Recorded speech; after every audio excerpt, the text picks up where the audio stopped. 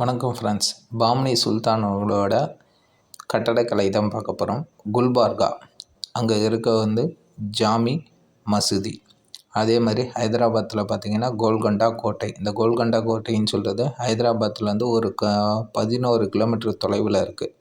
அதாவது ஒரு மலைக்குன்று 120 மீட்டர் உயரம் உள்ள ஒரு மலைக்குன்றின் மேலே அமைஞ்சிருக்கிறது தான் இந்த கோல்கொண்டா கோட்டை சொல்கிறது.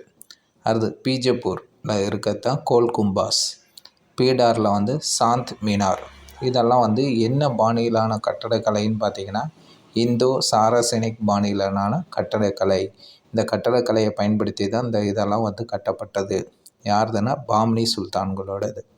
பாமினி சுல்தான்களோட நிர்வாகம்னு பார்த்திங்கன்னா நாடை என்னவோ பிரிச்சிருந்தாங்கன்னா தராப்.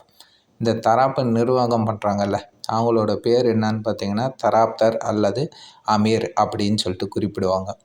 இதுக்கு தமிழில் மீனிங் என்னென்னா மாகாண ஆளுநர்கள் அப்படின்னு சொல்கிறது தான் தராப்தர் அப்படின்னு சொல்லிட்டு குறிப்பிடுறாங்க. அடுத்து பார்த்திங்கன்னா கோல்கும்பாஸ். கோல்கும்பாஸ் எங்கே அமைஞ்சிருக்குன்னா பீஜப்பூர். இப்போ தான் பார்த்தோம். பீஜப்பூரில் இருக்க கட்டடம் எதுன்னு பார்த்திங்கன்னா கோல்கும்பாஸ். டிஎன்பிசியில் ரிப்பீட்டடாக கேட்டிருக்காங்க. முணுமுணுக்கும் அரங்கம் என்று அழைக்கப்படுவது எதுன்னு பார்த்திங்கன்னா இந்த கோல்கும்பாஸை தான் முணுமுணுக்கும் அரங்கம் அப்படின்னு சொல்கிறாங்க. என்ன ரீசன் பார்த்திங்கன்னா இந்த அரங்கத்தோட ஒரு மூலையில் நின்று நீங்கள் பேசினீங்கன்னா எந்த இடத்துல நின்று எதை கேட்டாலும் தெளிவாக கேட்கும். அதை தான் என்னன்னு சொல்கிறாங்க எதிரொலிக்கும் பண்பின் அடிப்படையில் கட்டப்பட்டுள்ளது. அதனால தான் இதை என்னன்னு சொல்கிறாங்கன்னா முணுமுணுக்கும் அரங்கம் அப்படின்னு சொல்லிட்டு குறிப்பிட்றாங்க. Okay, thank you friends.